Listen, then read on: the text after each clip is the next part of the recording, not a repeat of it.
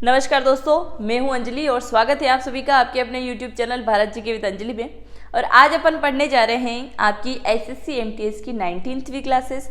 इससे पहले मैं 18th क्लासेस कंप्लीट करवा चुकी हूं। अगर आप सभी ने वो क्लासेस नहीं देखी है और आने वाले समय में आपकी SSC MTS की एग्ज़ाम है तो सारी क्लासेस ज़रूर कंप्लीट कर लें। उससे सारे इंपॉर्टेंट क्वेश्चन करवाए हैं मैंने जो कि आपके एग्ज़ाम में आने लायक हैं। और इसके अलावा मैंने जीके के लिए भी एक नया वीडियो बनाया है जिसमें मैंने आपको बताया है कि कौन कौन से टॉपिक पे आपको ज़्यादा ध्यान लगाना है। इम्पोर्टेंट जीके के टॉपिक भी मैंने बता दिए हैं आपको। तो आपको सिर्फ अभी एग्ज़ाम में थोड़ा ही टाइम आपके पास में बचा है, मतलब 1 महीना लगभग होगा। तो आपको उसी प्रकार से अपनी तैयारी को बेहतर करना है। और आप सभी की डिमांड है कि मैं उन सारे टॉपिक को, जैसे कि 2 टॉपिक एक साथ, जैसे राष्ट्रपति हो गया है तो एक प्रमुख दिवस, 2-2, 3-3 टॉपिक एक साथ लेके आऊँ एक ही वीडियो में, सारे इंपॉर्टेंट क्वेश्चन करवा दूँ। अगर आपको क्लासेस चाहिए तो ज़्यादा से ज़्यादा कमेंट करो, मैं कल से ही वो क्लासेस लेके आ जाऊँगी। चलिए शुरुआत करते हैं आज के इस नए सेशन की और पढ़ेंगे अपन इम्पोर्टेंट प्रश्न। 19वीं क्लास है आज अपनी। 2 महाकाव्य रघुवंश और कुमार संभवम डैश डैश डैश द्वारा रचित कृतियां हैं।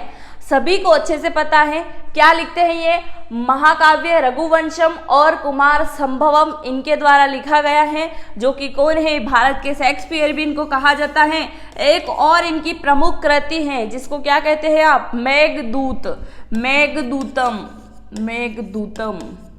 जिसमें इन्होंने किसका वर्णन किया है, उज्जैन का सुंदर वर्णन किया है। और बादलों को देखते हुए, यानी नाम भी मेघदूत के नाम से दिया है तो बादलों को ही कहा जाता है ना, तो उसी प्रकार की सारी चीजें इन्होंने उज्जैन का इसमें वर्णन किया है। रामदास की अगर मैं बात करूं तो ये क्या लिखते हैं, महाबोध ये लिखते हैं। महाबोध इनकी कृति है। एग्जाम में आ जाए तो आप इन सबको अच्छे से नोट डाउन करते चलिएगा। वाल्मीकि जी की अगर मैं बात करूं तो वाल्मीकि जी क्या लिखते हैं, रामायण। और ये वाले क्वेश्चन आपको कंफ्यूज करेंगे क्योंकि रामचरितमानस की यहाँ पे बात करें, रामचरितमानस तो ये कौन लिखते हैं, ये लिखते हैं तुलसीदास जी। और रामायण कौन लिखते हैं, वाल्मीकि जी लिखते हैं। शिवानंद जी की अगर मैं बात करूं तो शिवानंद जी को आप सभी जानते हैं, इन्होंने क्या लिखा था, माँ अम्बे की आरती इनके द्वारा लिखी गई है। क्या, माँ अम्बे की आरती आप सभी ने आरती में इनका नाम भी सुना होगा, कहते शिवानंद स्वामी सुख संपत्ति घर आवे, ओम जय अम्बे काली, आपने सुना होगा ना सभी ने। तो ये वही शिवानंद है जिनका माँ अम्बे की आरती में जिक्र होता है। नेक्स्ट है, यूरोपीय चैंपियनशिप कप या हैंड कैन कप किस खेल से संबंधित है। इसका आंसर मैंने आपको बताया था, कवि कालिदास। ठीक है, यूरोपियन चैंपियंस कप या हैंड कैन कप किस खेल से संबंधित है। तो ये यूरोपियन चैंपियन का बात हो रही है तो रग्बी इसका नाम आ जाएगा। ये फुटबॉल टाइप की बॉल होती है, फुटबॉल गोल होती है, ये थोड़ी लंबाई में होती है। आप सभी ने नमस्ते लंदन मूवी देखी होगी जिसमें अक्षय कुमार जाते हैं और खेलते हैं तो वो वही वाला गेम है रग्बी। ये कौन से कप से संबंधित है, तो हैंड कैन कप इससे संबंधित है, रग्बी से संबंधित है। फुटबॉल की अगर मैं बात करूं तो ये आ जाएगा माल्डेक। हॉकी की अगर मैं बात करूं तो इसमें आ जाएगा आगा खा कप। क्रिकेट की अगर मैं बात करूं तो क्रिकेट में आ जाएगा रणजी ट्रॉफी। तो खेल से संबंधित चीजें भी आपको पता होनी चाहिए। खेल से संबंधित शब्द भी या ट्रॉफी आपसे पूछी जाएगी तो आप इनको अच्छे से नोट डाउन करते चलिएगा। आगे बढ़े। नेक्स्ट है, निम्नलिखित में से किस राज्य में कोयले के सबसे अधिक भंडार मिलते हैं। कोयले की सबसे बड़ी खान अगर आपसे पूछी जाए तो क्या बताओगे आप, मैंने आपको काफी समय बताया है धनबाद। और सभी को याद होना चाहिए ये कि धनबाद मैंने कितनी समय आपको बता दिया है। बात यहाँ राज्य की हो रही है कि निम्नलिखित में से किस राज्य में कोयले के सबसे अधिक भंडार हैं। तो ये आ जाएगा झारखंड में सबसे अधिक क्या होता है, कोयले का उत्पादन होता है। और मध्य प्रदेश में भी होता है। हीरे की खान सबसे अधिक कहाँ पे है, यानी कौन से राज्य में है, हीरे की खान, आप मुझे कमेंट करके बताएंगे। ओडिशा, ओडिशा की अगर मैं बात करूं तो इसमें सबसे अधिक उत्पादन किस चीज का होता है, तो ओडिशा वाले करते हैं चावल का उत्पादन। किसका उत्पादन करते हैं, चावल का उत्पादन बहुयात में करते हैं ओडिशा वाले। पश्चिम बंगाल की अगर मैं बात करूं तो ये उत्पादन करते हैं जूट का। किसका, जूट का उत्पादन करते हैं पश्चिम बंगाल वाले। छत्तीसगढ़ की अगर मैं बात करूं तो छत्तीसगढ़ को क्या कहा जाता है, धान का कटोरा कहा जाता है। धान का कटोरा इसे कहा जाता है, धान का कटोरा इसको कहा जाता है। इस वजह से आप अंदाजा लगा सकते हैं इसको क्या कहेंगे। अनाज सबसे अधिक उत्पादन यहाँ पे होता है, धान का उत्पादन सबसे अधिक यहाँ होता है, इसी वजह से क्या कहते हैं, धान का कटोरा इसको कहा जाता है। इसका आंसर आपने देख लिया था, झारखंड हो जाएगा। नेक्स्ट है एग्राफिया क्या होता है। एग्राफिया, एग्राफिया क्या होता है, तो इसमें क्या हो जाएगा, लिखने की क्षमता की हानि, यानी कि एग्राफिया रोग हो जाने के बाद में क्या हो जाएगा, आपको लिखने में बहुत जोर आएगा। बहुत सारे तो ऐसे ही हैं जिनको ये रोग हो या ना हो, कुछ प्रॉब्लम हो ना हो, लिखने में वैसे ही जोर आता है। ऐसे लिखते हैं ना कि पूछो मत, जैसे आप लिखो खुदा पड़े, वो वाली बातें हैं कि मतलब लिखने में भी क्षमता नहीं होती है एग्राफिया हो जाने के कारण। जिसको माइग्रेन हो जाता है ना, बहुत सारों को होता है, मेरे को भी एक साइड में यहाँ दर्द होना शुरू हो गया था। अभी माइग्रेन है या कुछ और है पता नहीं, पर माइग्रेन हो जाता है तो सिर में बहुत दर्द होता है, मतलब चिड़चिड़ा हो जाता है इंसान। यहाँ एग्राफिया की बात हो रही है। बोलने की क्षमता की अगर बात करें तो मैं आपके सामने यहाँ क्लास ले रही हूँ तो अच्छे से बोल पा रही हूँ, पर बाहर जाऊँगी, लोगों के पास में बैठूंगी तो वहाँ बोलने में थोड़ी प्रॉब्लम होगी। जैसे मेरे जो मुझे अच्छे से जानते हैं, मेरे फ्रेंड हैं, उनके सामने तो बोलने में कोई हिचकिचाहट नहीं, पर नए लोगों के साथ में मिलना बोलना मेरे लिए थोड़ा कठिन होता है। तो मुझे ये रोग है या नहीं, बोलने की क्षमता हानि कह सकते हैं। अगर आपको भी है ये चीज़ें तो कमेंट बॉक्स में ज़रूर बताइएगा, क्योंकि एक आप क्लास में बोल रहे हो, नहीं जानते हो उनके सामने, सिर्फ आपको बोलना है, क्लास लेना है, वो अलग चीज़ है, पर किसी के साथ में एकदम से जाके मिलना, घुल जाना, बोलना, वो चीज़ें तो मुझसे भी नहीं होती हैं, आपसे होती है क्या, मतलब मुश्किल होता है। सुनने की क्षमता की अगर बात करें तो बहुत सारे लोगों में सुनने की क्षमता कम होती है।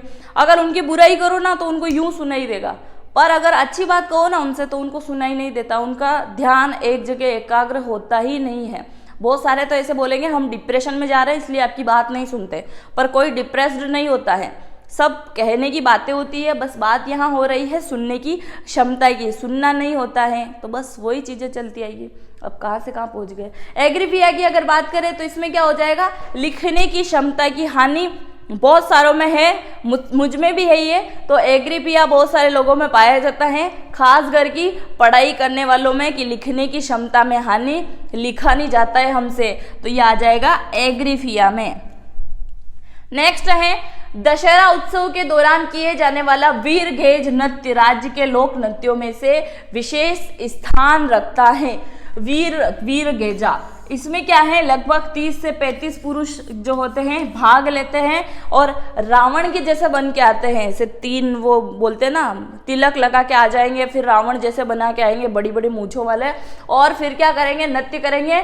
ये कर्नाटक के 2-3 जिलों में ही ज़्यादा प्रसिद्ध हैं। और वीरगेजा नृत्य, इसमें 30 से 40 पुरुष नृत्य करते हैं और एक खास कोई उत्सव होता है उसी पे इसका नृत्य किया जाता है। 1-2 जनजाति हैं उनके द्वारा इसमें नृत्य किया जाता है। असम की बात करें तो असम का क्या है, बिहू है, आप सभी जानते हैं बिहू।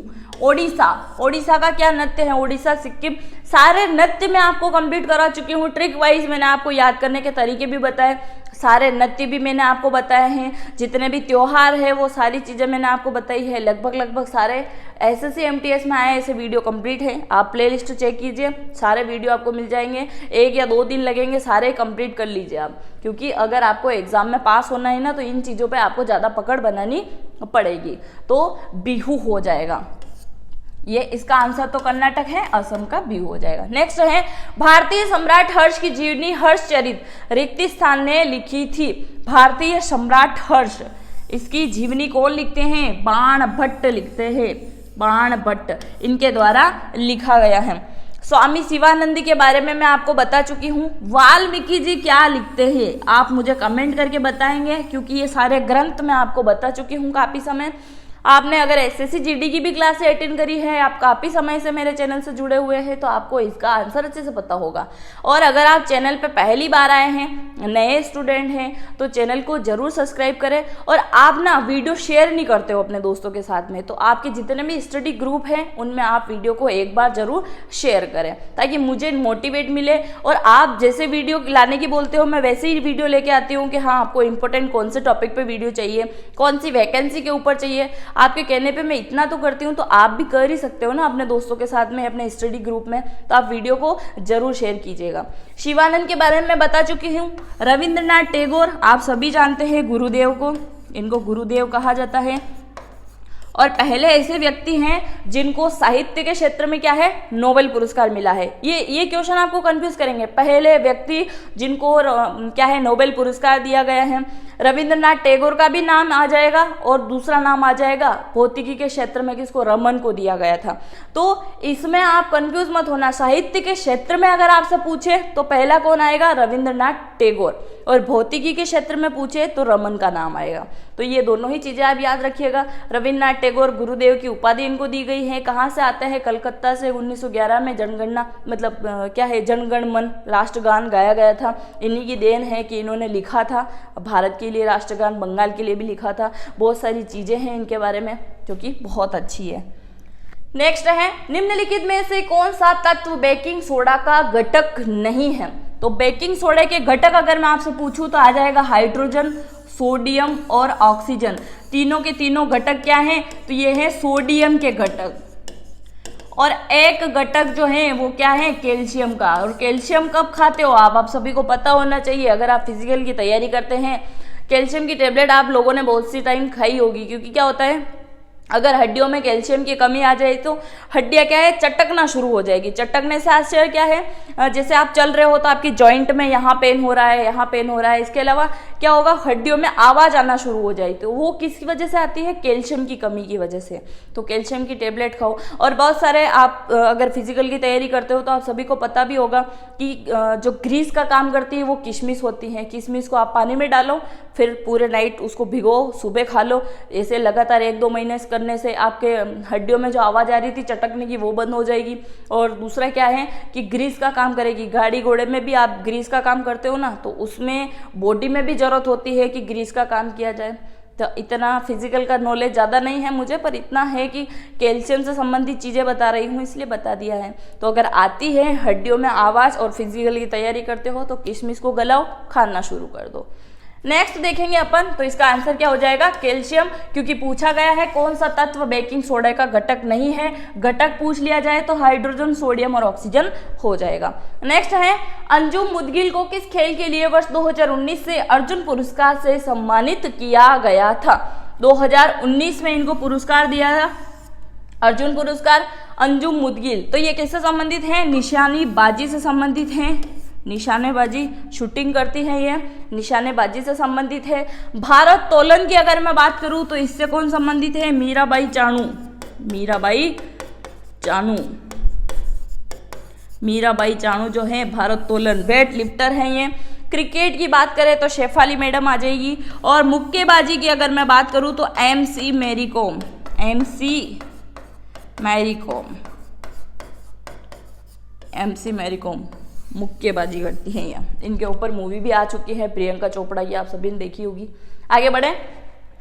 नेक्स्ट है, द गोल्डन थ्रेशहोल्ड नामक पुस्तक के लेखक कौन है। द गोल्डन थ्रेशहोल्ड के पुस्तक का राइटर का नाम आपसे पूछा गया है, कौन लिखता है, सरोजनी नायडू। और देश की पहली क्या है, राज्यपाल बनती है। कहाँ की बनती है, यूपी की बनती है, सभी को अच्छे से पता है। और इनका क्या है, डाक टिकट के ऊपर फोटो भी आता था 1986 के लगभग में। तो सरोजनी नायडू एक बड़े महान कार्यकर्ता के रूप में उभरी थी उस समय, जब देश को आज़ादी की ओर आप बढ़ रहे थे। उस समय बहुत इन्होंने शिक्षा प्राप्त करी थी, फॉरेन से भी इन्होंने शिक्षा ग्रहण करी। आज भी फॉरेन में पढ़ना बहुत बड़ी बात होती है, क्योंकि अगर आपके माँ बाप सक्षम हैं, अच्छी स्थिति है, तो ही आप जा पाओगे, नहीं तो बहुत सारों का सपना बन के ही रह जाता है। जवाहरलाल नेहरू की अगर इनकी बात करें, देश के प्रथम प्रधानमंत्री हैं, और इनकी पुस्तक की अगर मैं बात करूँ तो द डिस्कवरी ऑफ इंडिया इनकी पुस्तक है। नेक्स्ट है, राजस्व प्राप्तियां और नॉन डेप्ट कैपिटल रिसिप्ट के योग और कुल व्यय के बीच के अंतर को क्या कहा जाएगा, राजकोषीय घाटा कहा जाता है। और ये किस में आ जाता है, बजट के अंदर आ जाता है राजकोषीय घाटा। जो कौन पेश करता है, वित्त मंत्रालय के मंत्री यानी कि वित्त मंत्री वर्तमान में कौन है, निर्मला सीतारमण जी, इनके द्वारा पेश किया जाता है। पहली शताब्दी ईसा पूर्व में गंगा नदी की बाढ़ के पानी को जोड़ने वाले जल संचय प्रणाली किस स्थान पे है। अगर आपने सारे वीडियो देखे हैं मेरे नदियों से संबंधित, तो ऐसे क्वेश्चन में आपको कंफ्यूज होने की जरूरत नहीं है, क्योंकि आप सभी को पता होना चाहिए कौन सी नदी कौन से राज्य में है। अगर ऐसे आपको पता है तो आसानी से आप आंसर लगा लोगे। पहली शताब्दी गंगा नदी की बात यहाँ हो रही है। गंगा नदी कहाँ है, उत्तराखंड में है, उत्तर प्रदेश में है, दोनों जगह है ना। उसी प्रकार से तो प्रणाली स्थान आपसे पूछा गया है, बाढ़ के लिए जोड़ने वाला जल, तो ये कहाँ आ जाएगा, संगवेरपुर के अंदर, जो कि चारों के चारों शहर कहाँ के हैं, यूपी के अंदर आते हैं। और संगवेरपुर कहाँ पे हैं, यूपी के अंदर ही आते हैं। मैंने काफ़ी समय आपको आपकी क्लासेस में बोला होगा कि यूपी वाले बड़े किस्मत वाले हैं, क्योंकि आप देखो ना, मैं भी सोचती हूँ कि काश मेरा जन्म भी यूपी में होता, क्योंकि जनसंख्या की दृष्टि से देखें तो एक अलग छवि बनती है। आप जैसे बिहार को याद करते हो कि बिहार का बोलोगे आप तो नहीं, गरीबी, साक्षरता नहीं है वहाँ पे अच्छी, इन चीज़ों से ही आप याद करोगे। पर पहली फाइटर प्लेन उड़ाने वाली महिला की अगर बात करें, पटना में खान सर की अगर बात करें, तो बहुत सारी चीज़ें ऐसी हैं जो बिहार को बहुत आगे तक लेके जाती है। उसी प्रकार से यूपी को सिर्फ जनसंख्या की दृष्टि से न देख के, अगर एक धार्मिक स्थिति के अकॉर्डिंग आप देखोगे ना, तो गंगा नदी आपको वहाँ देखने को मिलेगी, राम भूमि वहाँ पे है, कृष्ण भूमि वहाँ पे है, होली, प्रेम मंदिर, वृंदावन, बहुत सारी चीज़ें हैं जो कहाँ पे है, यूपी के अंदर है। और यूपी वाले हर चीज़ से देखा जाए तो बड़े किस्मत वाले ही हैं, क्योंकि काशीनाथ, काशी कॉरिडोर, सारी चीजें वहां पे है। चलो आगे बढ़ते हैं। भारत का पहला अंग्रेजी भाषा का समाचार पत्र निम्नलिखित में से कौन सा था। ये अंग्रेजी भाषा का पूछा गया है, और ये वाला क्वेश्चन आपको कंफ्यूज करेगा ही करेगा, क्योंकि अंग्रेजी से संबंधित आप इसका आंसर यही लगाने वाले हो, द बॉम्बे हेराल्ड। तो बॉम्बे से हेराल्ड, इससे कंफ्यूज होने की जरूरत नहीं है। मराठा की अगर मैं बात करूं तो यह महाराष्ट्र में चलाया गया था, मराठी लैंग्वेज का पेपर था। हिक्की बंगाल गजट, ये था अंग्रेजी भाषा में चलाया गया पेपर, अंग्रेजी भाषा में। द मद्रास कोरियर की मैं बात करूं तो अभी वर्तमान में क्या है, चेन्नई है ये मद्रास, तो चेन्नई लैंग्वेज, मद्रासी आप सभी जानते हैं। द बॉम्बे होल्डर, और ये क्या है, आज का मुंबई है, उस समय बॉम्बे हुआ करता था। तो आप सभी इन चीज़ों को अच्छे से नोट डाउन कर लीजिएगा। तो इसका आंसर क्या हो जाएगा, अंग्रेजी का पूछा गया है तो हिक्कीज बंगाल गजट हो जाएगा। नेक्स्ट है, विश्व व्यापार संगठन कब अस्तित्व में आया था। तो विश्व व्यापार संगठन की अगर बात करें तो ये आता है अस्तित्व में वर्ष 2000 में, और इसी वर्ष क्या होता है, छत्तीसगढ़ की स्थापना होती है, छत्तीसगढ़ की स्थापना होती है। एक और राज्य की स्थापना हुई थी, आप लोग मुझे कमेंट करके बता दीजिएगा। नेक्स्ट है, 1885 ईस्वी में हैजा का टीका निम्नलिखित में से किसने विकसित किया था। हैजा का टीका लगाया गया था तो जेम्स फेरान के द्वारा विकसित किया गया था हैजा का टीका। नेक्स्ट है, भारतीय संविधान में राज्यसभा के सदस्यों के नामांकन की प्रक्रिया निम्नलिखित में से किस देश के संविधान से ली गई है। राज्यसभा के सदस्यों के नामांकन की प्रक्रिया निम्नलिखित में से किस देश के संविधान से ली गई है। टोटल जब अपने भारत के संविधान का निर्माण का कार्य चल रहा था तो टोटल 10 देशों से बहुत सारी बातें ली गई हैं, सभी से अलग अलग, कोई से राज्य के नीति निर्देशक तत्व लिए गए हैं, कहीं से धर्मनिरपेक्षता, कहीं से मूल कर्तव्य, कहीं से मौलिक अधिकार, कहीं से दोहरी नागरिकता, कहीं से एकल नागरिकता, और बहुत सारी चीजें जो कहीं ना कहीं अलग अलग संविधान से ली गई है। बात यहाँ कर रहे हैं राज्यसभा के सदस्यों को नामांकन प्रक्रिया, नामांकन कौन करते हैं, करते कौन है, राष्ट्रपति जी करते हैं ना, इसमें मुख्य न्यायाधीश भी शामिल होते हैं, आंग्ल जो होते हैं वो भी शामिल होते हैं। तो राज्यसभा के सदस्यों को नामांकन करना और मनोनीत करना दोनों ही चीजें अलग अलग है। तो ये कहाँ से लिया गया है, ये लिया गया है आयरलैंड के संविधान से। कहाँ से लिया गया है, आयरलैंड के संविधान से। जर्मनी की अगर मैं बात करूं तो जर्मनी के संविधान से क्या लिया गया है, एक न्यायिक जो प्रक्रिया होती है, न्यायिक प्रक्रिया ये वहां से ली गई है। संयुक्त राज्य अमेरिका से क्या लिया गया है, ये संयुक्त राज्य अमेरिका से मौलिक अधिकार लिए गए हैं, मौलिक अधिकार। और रशिया से क्या लिया गया है, तो निर्वाचन प्रक्रिया यहां से ली गई है, निर्वाचन प्रक्रिया। तो सब चीजें आपको पता होनी चाहिए। आगे बढ़े। भारतीय संविधान के अनुच्छेद 360 में क्या प्रावधान है? 360 को मैंने काफी समय आपको बताया है कि राष्ट्रपति जी के हाथों में 360 की जो भी शक्तियां हैं वो निहित होती हैं। तो ये क्या आ जाएगा? वित्तीय आपातकाल। वित्तीय आपातकाल। अब वित्तीय आपातकाल क्या होता है? एक तो आपातकाल लगता है नॉर्मली, जैसे कोई भी देश अपने देश में आक्रमण कर रहा है, बाहरी आक्रमण हो या भीतरी कोई हलचल ऐसी चल रही हो जिससे आपातकाल लगाना पड़े, तो वो आ जाएगा आपातकाल। वित्तीय आपातकाल क्या होता है? वित्तीय आपातकाल का अर्थ क्या होता है? वित्त का खत्म हो जाना, यानी कि कोई भी आर्थिक स्थिति से गिर जाना, देश का जो भी आर्थिक बजट हिल जाना या कर्जा हो जाना। तो इस स्थिति में राष्ट्रपति जी के हाथों में शक्ति होती है, वो क्या कर सकते हैं? वित्तीय आपातकाल की घोषणा कर सकते हैं। ये निहित है अनुच्छेद 360 के अंतर्गत।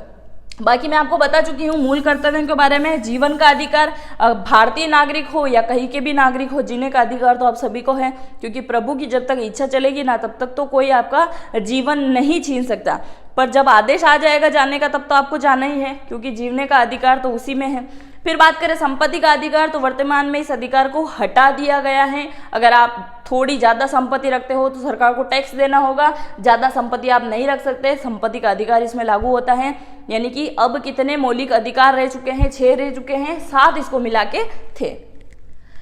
नेक्स्ट है 1864 में वेद समाज निम्नलिखित में से किस शहर में स्थापित किया गया था? वेद समाज तो कहाँ स्थापित होता है? मद्रास के अंदर होता है, जो वर्तमान में चेन्नई है। क्या है? चेन्नई, यहाँ पे स्थापित होता है।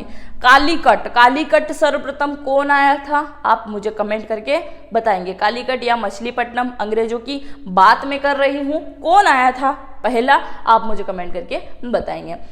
ऑर्निथोलॉजी किससे संबंधित है? ऑर्निथोलॉजी ये संबंधित है पक्षियों का अध्ययन, पक्षियों का अध्ययन।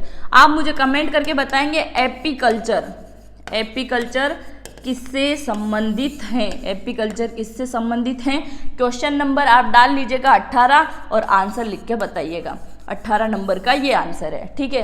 क्योंकि आप आंसर लिखते हो ना तो मैं देखने में कंफ्यूज हो जाती हूँ कि मैंने कोई गलत चीज़ तो आपको नहीं बता दी है। तो आप ना 18 नंबर डाल के 18 नंबर के क्वेश्चन का आंसर ये है एपीकल्चर का, कि किसके लिए अध्ययन होता है एपीकल्चर में, आप मुझे कमेंट बॉक्स में बता दीजिएगा। और आपके कोई भी डाउट है तो वो भी आप कमेंट बॉक्स में जरूर लिख दीजिएगा, ताकि नेक्स्ट वाले वीडियो में मैं आपके डाउट क्लियर कर सकूं।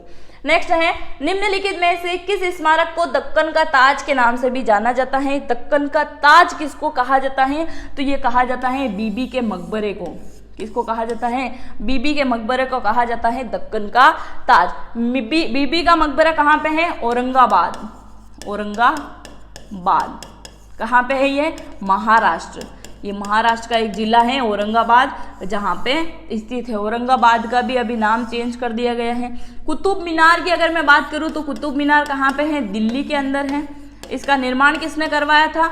स्टार्टिंग कार्य इसका करवाया था, 2-3 बिल्डिंग किसने करवाया था? कुतुबुद्दीन ऐबक। उसके बाद में कौन आ जाता है? इल्तुतमिश, उन्होंने कार्य पूरा कराया। और कहीं कहीं इतिहासकारों का ये कहना है, या लिखा हुआ भी मिलता है, कि थोड़ा काम इसका चंद्रगुप्त मौर्य के द्वारा भी करवाया गया है।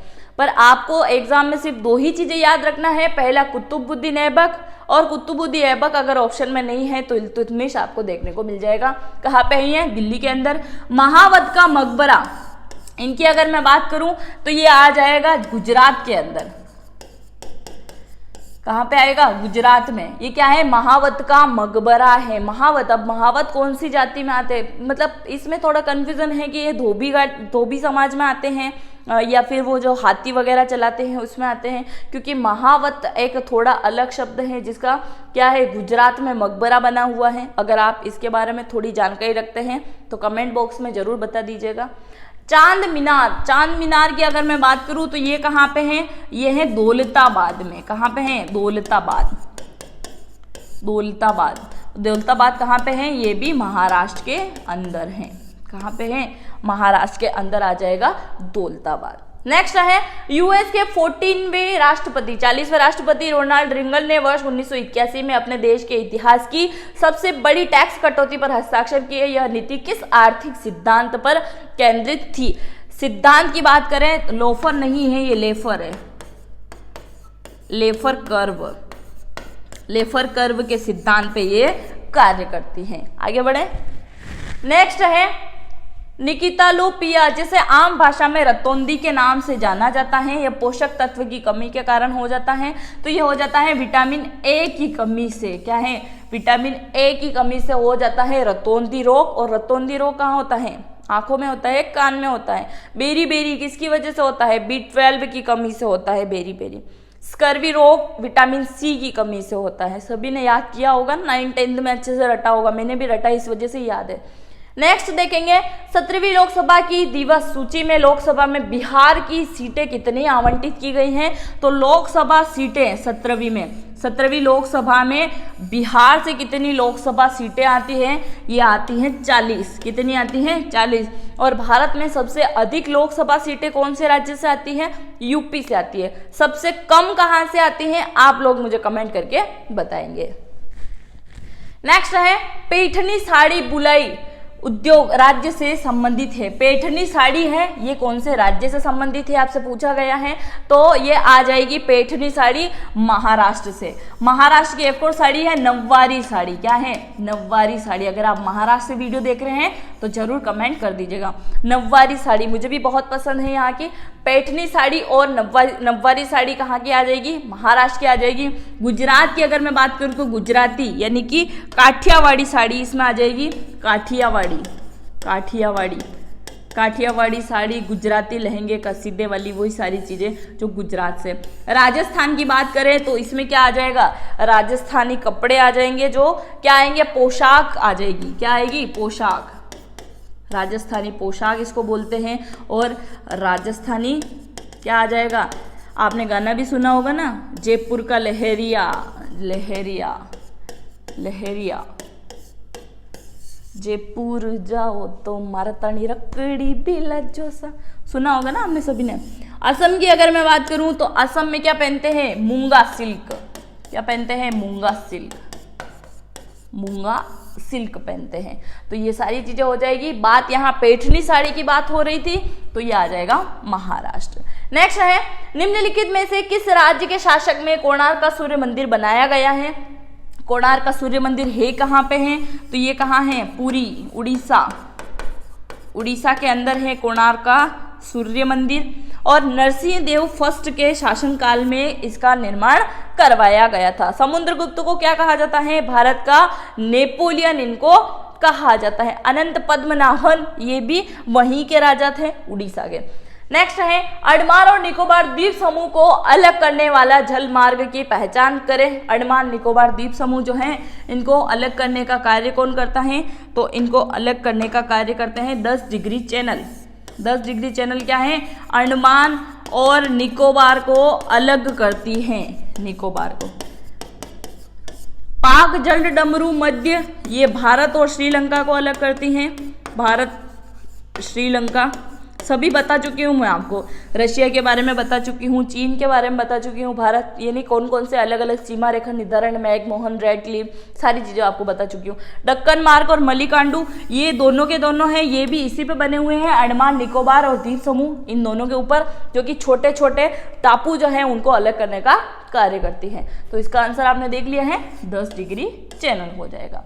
ये थे आज के अपने टॉप 25 क्वेश्चन जो कि आपको समझ में आए होंगे। अगर आज की क्लासेस आपको अच्छी लगी हैं तो अपने दोस्तों के साथ में जरूर शेयर कर दें। और अगर आप चैनल पर पहली बार आए हैं, पहली बार मेरा वीडियो देखा है, तो कमेंट में यस जरूर लिख दीजिएगा और इसके साथ में ही चैनल को सब्सक्राइब जरूर कर दीजिएगा। थैंक यू पूरा वीडियो देखने के लिए। मिलते हैं नेक्स्ट वीडियो में। जय हिंद, जय भारत।